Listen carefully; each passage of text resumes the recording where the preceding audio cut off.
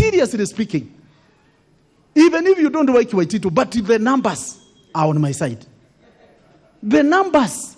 And everywhere, because I have been in these assemblies as elected member, I know numbers everywhere.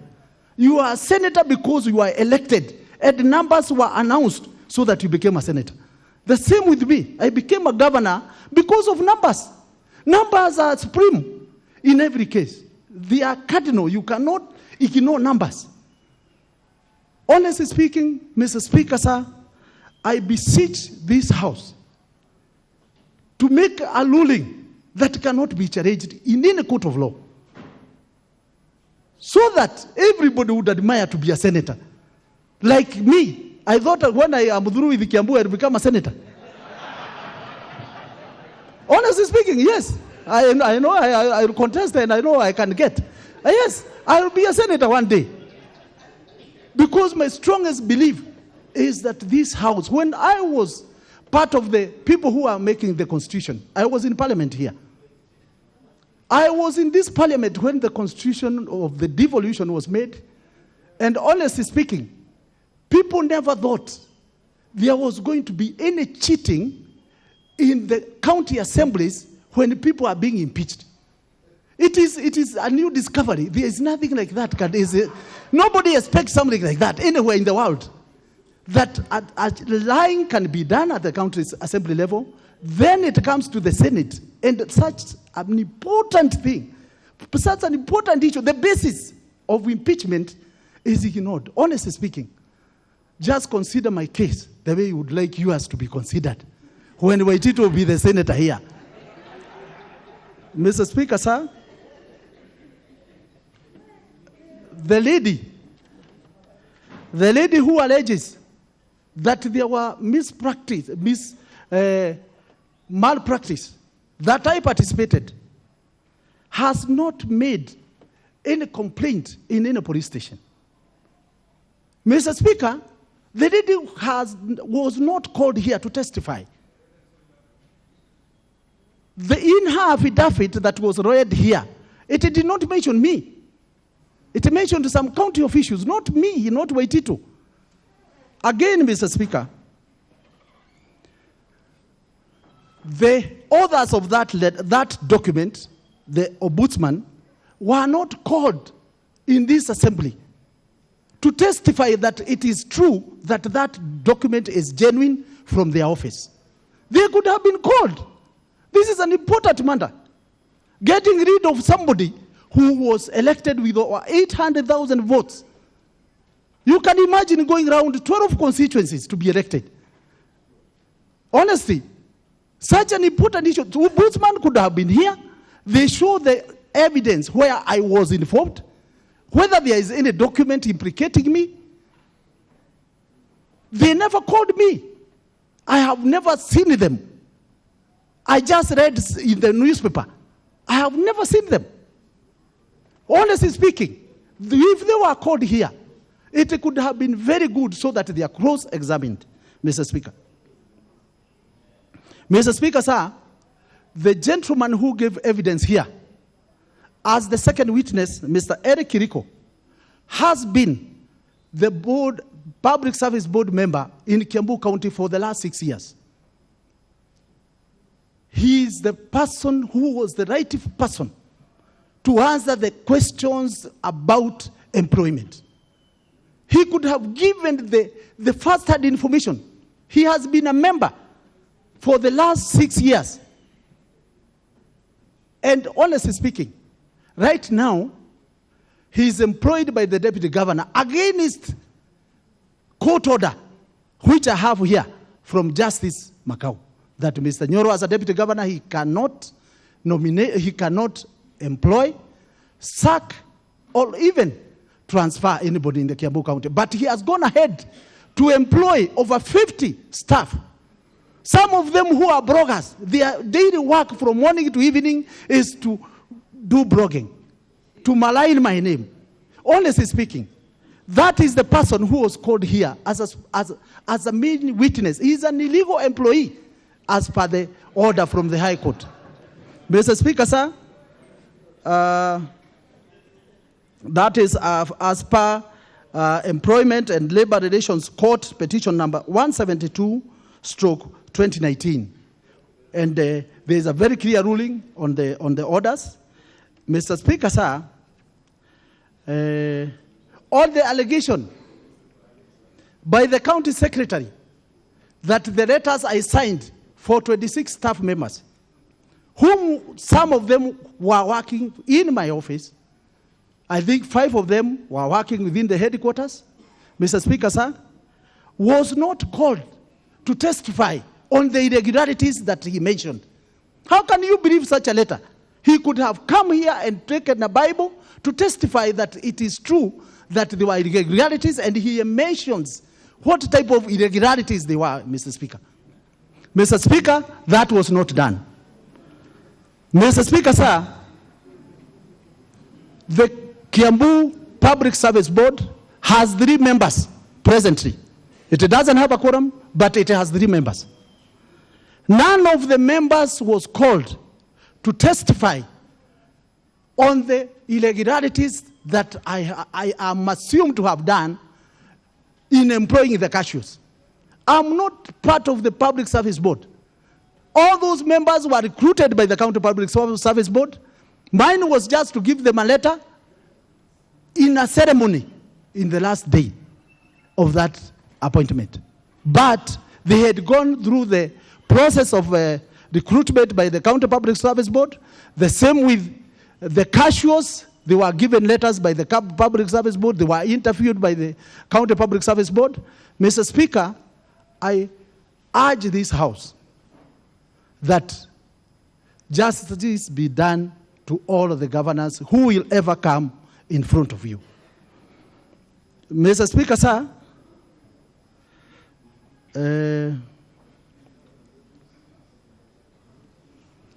if you look at those documents, you will see that they are signed by different people.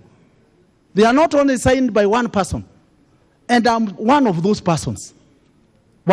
Some are signed by the county secretary, some have signed, some were signed by the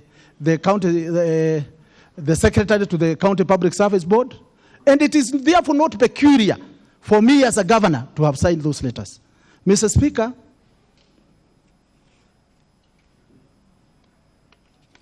on the allegation of influencing tenders, Mr. Speaker, there is no evidence that was adduced in front of you to suggest that I was given any kickback in those tenders. Mr. Speaker, all of you know that when we are campaigning, we promise our people roads, to make roads for them. And it is not peculiar to Kiambu alone. Every elected person when campaigning, they say what they will do in the future. I said exactly that, even me. And honestly speaking, if you have the chance to visit Kiambu, you go and see Juja Road, the Gatuanyaga Munyu Road, Kenari in Kamai Road. You see the road in Uhuru. You see another road in Ruiru. You see the desperation of those people for many years. Mr. Speaker, sir, for those procurement staff in my county who went ahead to advertise those tenders, Mr. Speaker, sir, I would like the senators and you yourself to understand that these projects were not being done in one financial year. They go in 2, 3 financial years. And that is why when they are quoting, they quote the whole amount, but it will be in different budgets, 2 or 3 budgets before the roads are completed. So, Mr. Speaker, you cannot blame me honestly for a road that was not built for myself. They were to be built for Kiambu people. And honestly speaking, I will repeat it again, that to be elected, you have to give promises, and to execute the promises is not that easy. As a governor, I thought my most important thing is to spearhead the county to achieve development that we had promised our people. And therefore, Mr. Speaker, in absence of any evidence that I got any kickbacks from those tenders, honestly, you cannot take that one as an evidence against me. Mr. Speaker, on the budgeting, we have very qualified staff in Kiambu County. Some who have masters in procurement, some who have PhDs.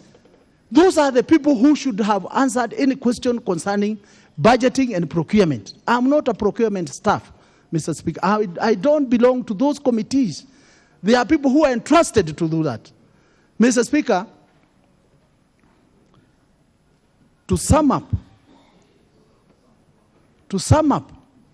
what I had to say, Mr. Speaker, the first witness who was here, and I think he's still here, I can challenge him, Mr. Speaker, sir, to produce any document to show that he has a master's degree, or he is a member of CPAK. Mr. Speaker, sir, this House must demonstrate that Kenyans need to be told the truth always by leaders. You should not entertain liars and propagandists to find their way in the assembly, in the Senate. People should know that Senate is a very, very respectable house with people of great integrity, and whatever somebody comes to tell the Senate here must be the truth and nothing else but the truth. It is also important to mention, just to show how gravity of lying in Kiambu is high. My deputy governor has been going everywhere saying that he's a doctor. He doesn't have a PhD. Mr. Speaker, sir, this House must demonstrate and teach Kiambu a new lesson of saying the truth. Deceit, propagandists, honestly, in this country must be discarded. Mr. Speaker, somebody talked about a case and this time that zero tolerance on corruption. I have not been convicted. I'm still innocent until proven guilty. Even our president said that in the church the other day, that all those people who have been accused are still innocent. And I believe you, as our senior people here, senior lawyers, whom we have been reading even in school, whom we admire so much, please make sure that you do justice. Make sure that you follow the law and the Constitution, so that your legacy and those people who admire you out there, who go to the school of law to learn to be like you, can learn day and night to be like you, because you are admired out there by people who would like to see you themselves one day looking like yourselves. Mr. Speaker, I hope that this House will consider that I had the evidence. I have the evidence. It is around in the compound of the Senate for the last 3 days. Mr. Speaker, I had written a letter to you immediately after the Assembly of Kiambu did what they did, and I detailed everything. And the letter that the lawyer for the Assembly talked about, everybody must know that that letter had been written on time, and I expect that justice will be done to me like it has been done before to the other governors. Thank you so much, and God bless you. For those who will be governors,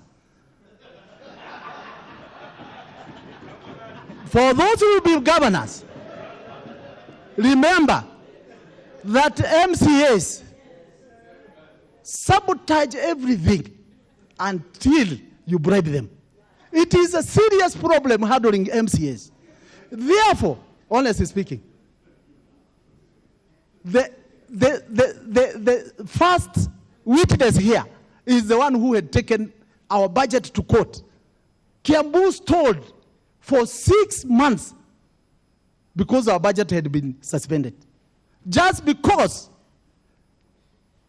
he tells people how he's run it, which he doesn't have any document to show. Mr. Speaker, please, issues of MCAs, future governors, I'm now telling the future governors, please know that handling MCAs is a huge task. And I urge you, please consider myself as somebody who is handling that matter. And also, somebody who is in Kiambu, where there are propagandists and liars, where there are people who believe in succeeding by whatever means without using the right of means. This case of mine, honestly, is supposed to be thrown away by the Senate, and I urge you to do what you would like to be done to you under my circumstances, under the circumstances that I'm in. Thank you so much. Thank you. Thank you, Mr. Speaker. Okay, order members. On a light note, I want to order members to tell Governor Waititu that I hear you because I've been there before.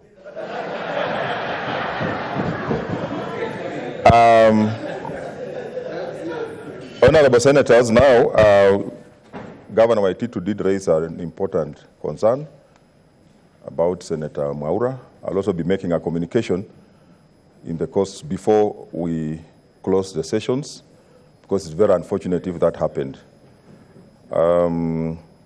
So I'll now suspend the session for 15 minutes to allow senators have a short break. Then after that, we shall come back for a closed session discussions.